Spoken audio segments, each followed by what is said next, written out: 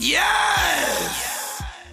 We're currently in the 12th season of Destiny 2, kicked off by the Beyond Light expansion and Season of the Hunt as of right now. For the most part, Destiny 2 as we know it changed before our very eyes, and aside from introducing the first Darkness-based subclass in the franchise, which is a really big deal considering that we've been using a light for the past 6 years now, 150 RPM hand cannons were completely removed from the game. All of the previous hand cannons that belonged to this archetype were converted into the 140 RPM class, for the exception of the exotic hand cannon Sunshot. As an OG Destiny 1 player, I've seen weapons have their archetypes change, but if I recall correctly, this is only the second time in the franchise's history for an archetype to get completely removed from the game. The first time was back in Destiny 1 when the Clever Dragon meta was put to an end, when its entire archetype received a rate of fire nerf. Clever Dragon belonged to the 540 RPM family of pulse rifles, but after the nerf, there was almost little to no difference between Clever Dragon and the 450 RPM pulse rifles, and if I'm not mistaken, they had the same time to kill at 0.87 seconds, or it was close. There was probably a million other routes Bungie could have taken instead of completely killing off the Clever Dragon archetype,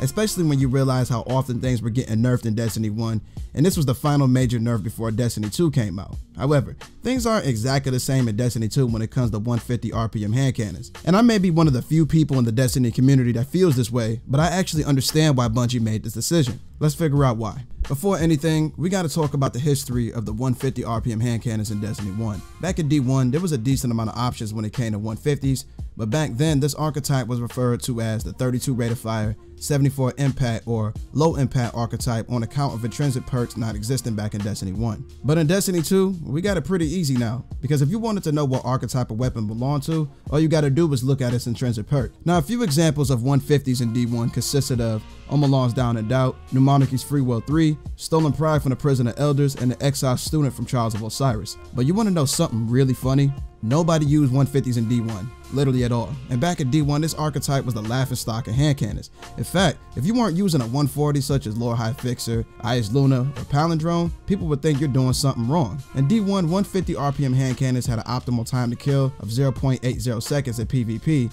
while that of the 140s were a tad bit slower at 0.87 seconds, and these kill times are exactly the same in Destiny 2. However, the main shortcoming of the 150 RPM hand cannons in D1 was their range, and believe me when I say that they had some horrific range. Hand cannons in D1 went through so many changes, and it's almost impossible to keep track of them. But no matter what happened to them, range was always the most important stat for hand cannons throughout D1's lifespan. If your hand cannon didn't have rifle barrel, rangefinder, or both, you would quickly find out that using it would equate to a very horrible time. For the most part, ghost bullets were the blame, and it was pretty much confirmed that a higher range stat equaled less ghost bullets. For those of you that don't know what ghost bullets are, well, it's exactly what it sounds like. If you shot somebody past a certain range, or if you fired faster than your weapon's reticle could reset, your weapon would fire, but it would shoot literal blanks. I've been on the receiving and dispensing end of ghost bullets a handful of times in D1, and it never made sense to me why they existed. Ghost bullets affected every hand cannon archetype, even those with higher range stats, but they were so much more common when it came to hand cannons with horrible range. This is mostly the reason why 150s never had any competitive value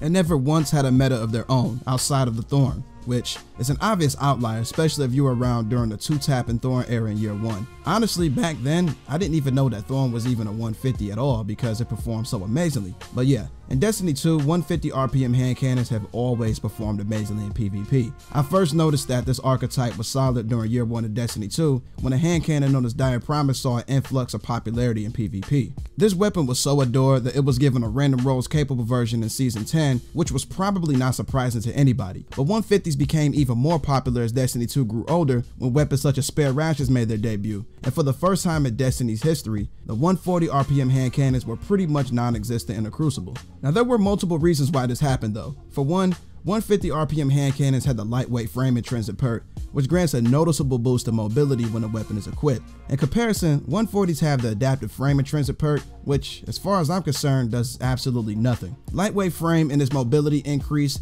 is literally heaven sent in a game like Destiny, where movement is more important than almost everything else in PvP. Secondly, 150s had a faster time to kill than 140s, and it's crazy that the mere difference of 10 rounds per minute could equate to a 0.07 second time to kill difference. Now, if you aren't knowledgeable about how PvP kill times work, this may not sound like a lot, but believe me when I say that it does. And last but not least, the range issue that 150s had in D1 was never a problem in D2, because despite the fact that 140s had a higher base range stat of the two archetypes, the 150s were never that far behind. A max range spare Rations could reach about 66 something range, while a max range Outstringer could get to about 80 something range. These numbers definitely make a difference, but several seasons ago hand cannon range was adjusted and the range stat was meaningless past a certain point. This effectively made all of that extra range that the 140s had over the 150s pretty much worthless, and everybody started going for high stability hand cannons instead. 150s weren't just better than the 140s alone either.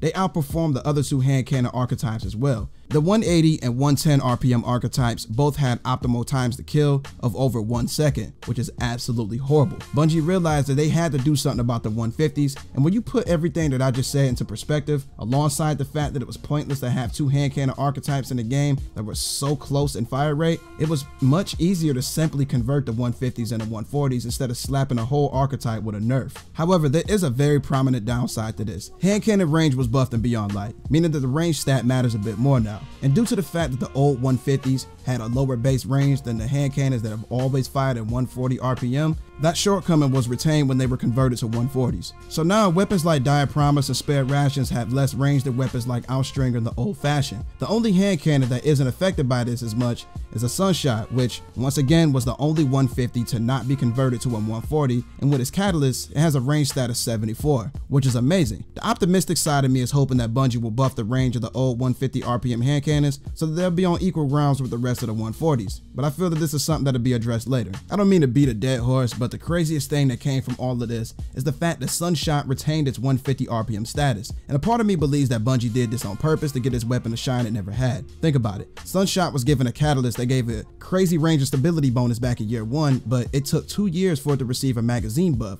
which brought its mag size from 8 to 12.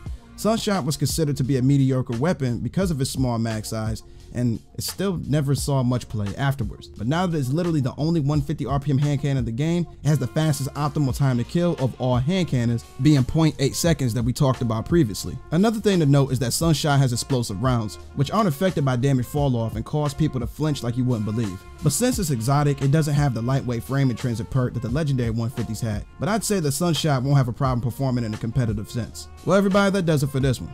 I'm content with the fact that Bungie decided to do away with the 150 RPM hand cannons because they were vastly superior to the other 3 hand cannon archetypes. I hope that the removal of this archetype will bring more attention to the new 120s and 180s that haven't really had that much competitive value in PvP, but only time will tell. Anyways, if you made it to the end of this video and enjoyed what you watched, do me a favor and thumb rest of that like button until it turns blue. And if you're new to my neck of the woods, go ahead and subscribe to the channel and click that bell icon so you don't ever miss a video of the most elite gaming content. But with that being stated, 1LHD is over and out. Y'all take it easy. Can redeem you and me. Don't you wanna feel something? And oh, I miss loving you, but I need you in my own too. I wanna feel it all brand new. I found a little something from Miss Angelou. Take the good and hold it near to you, and let go of all that burdens you.